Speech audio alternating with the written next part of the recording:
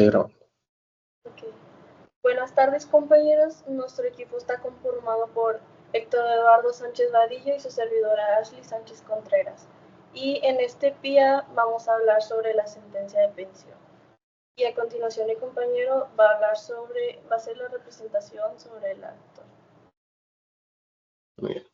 Sentencia. Por propio derecho, demando la nulidad de oficio de fecha 23 de julio de 2024, emitida por la subdelegada de prestaciones de la Delegación Estatal en Morelos del Instituto de Seguridad y Servicios Sociales de los Trabajadores del Estado, mediante la cual informo que para determinar el monto e incrementos de su pensión de retiro por edad y tiempo de servicios otorgada el 16 de junio de 2002, deberá estarse a lo establecido en el artículo 57 de la Ley del Instituto de Seguridad y Servicios Sociales de los Trabajadores del Estado, vigente hasta el 31 del 2007.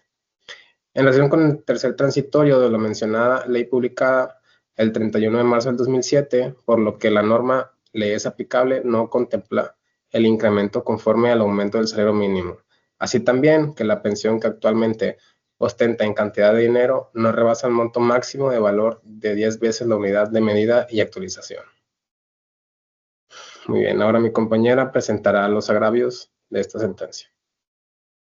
Los agravios presentados por el actor en la sentencia se pueden resumir de la siguiente manera. El primer punto es por omisión en respuesta a la solicitud.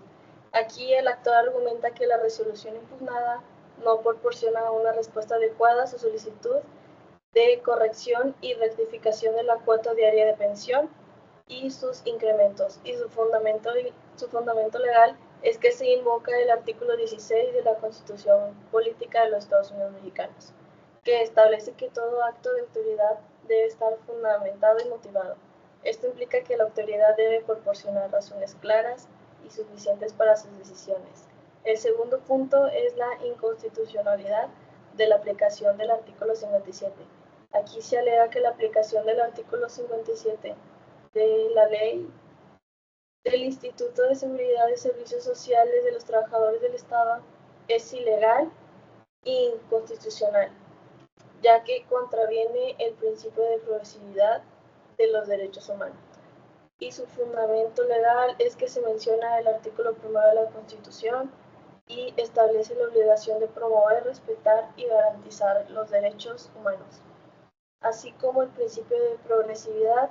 Esto implica que cualquier normativa que afecte derechos adquiridos no debe ser regresiva. Y el tercer punto es la carga de prueba.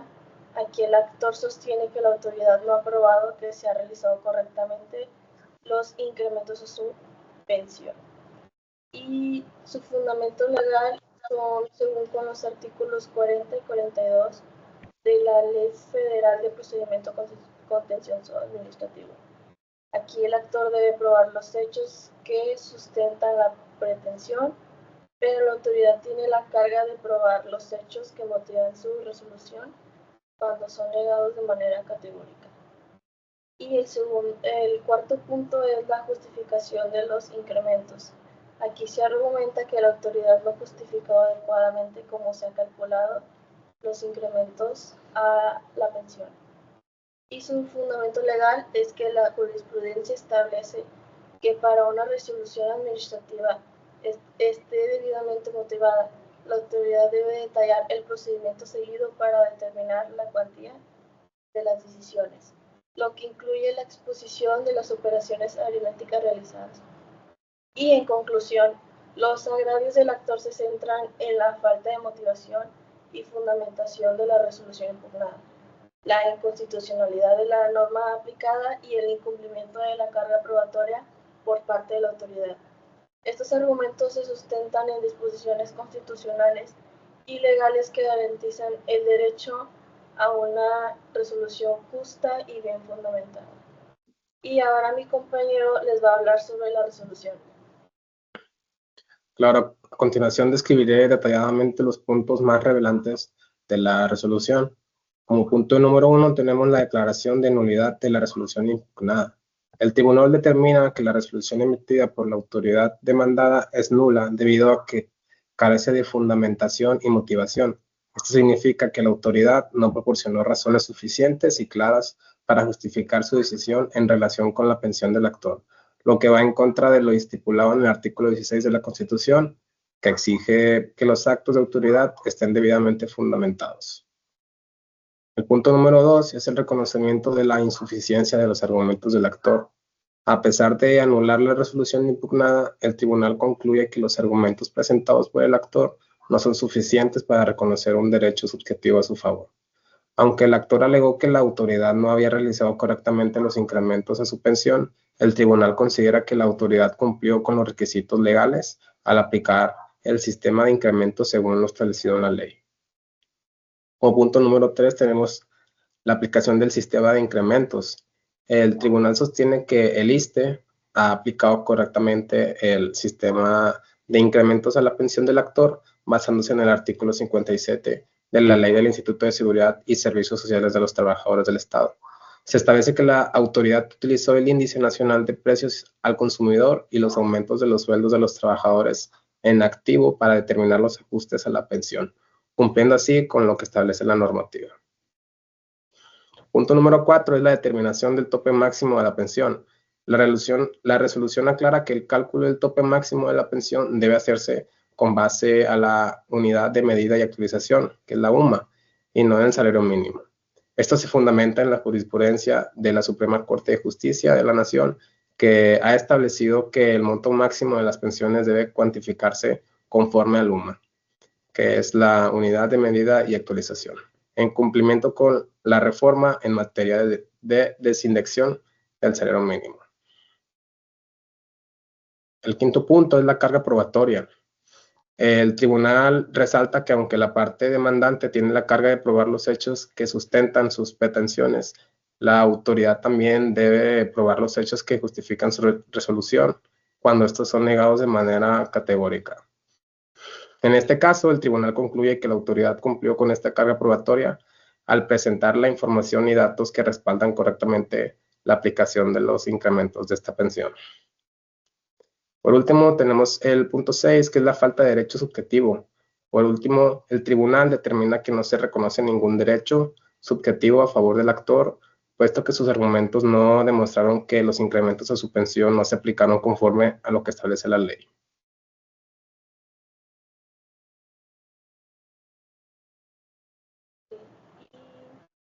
El sentido de esta sentencia es que aunque se reconoce que la resolución impugnada por el actor no cumple con los requisitos de fundamentación y motivación, no se le concede el derecho a que se reconozcan los incrementos a su pensión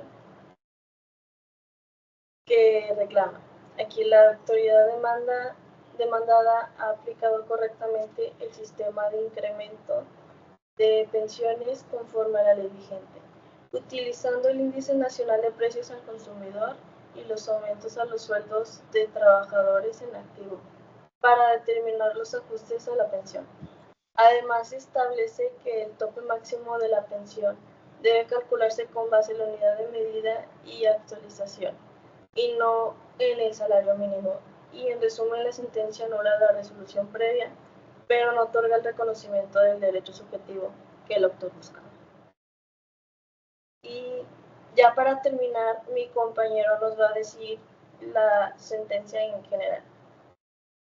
Muy bien, esta sentencia trata sobre un juicio contencioso administrativo en el que un actor impugna una resolución relacionada con su pensión otorgada por el Instituto de Seguridad y Servicios Sociales de los Trabajadores del Estado, conocido como el ISSSTE. El actor solicitó la nulidad de una resolución que consideraba inadecuada, argumentando que no cumplía con las bases legales y que los incrementos a su pensión no se habían aplicado correctamente. En la sentencia se analizan varios aspectos, incluyendo la competencia del tribunal, la existencia del acto impugnado y la procedencia del juicio. Se determina que la resolución impugnada es nula porque carece de la fundamentación y motivación adecuada. Esto significa que no se justificó debidamente a la decisión tomada por la autoridad. Sin embargo, aunque esta se anula la resolución, el tribunal concluye que los argumentos del actor no son suficientes para reconocer un derecho subjetivo a su favor sobre sus incrementos a la pensión, ya que el ISSSTE ha aplicado el sistema de incrementos correctamente conforme a la legislación vigente. Aquí la sentencia también aclara que el cálculo del tope máximo de la pensión debe hacerse con base en la unidad de medida y actualización en lugar del salario mínimo.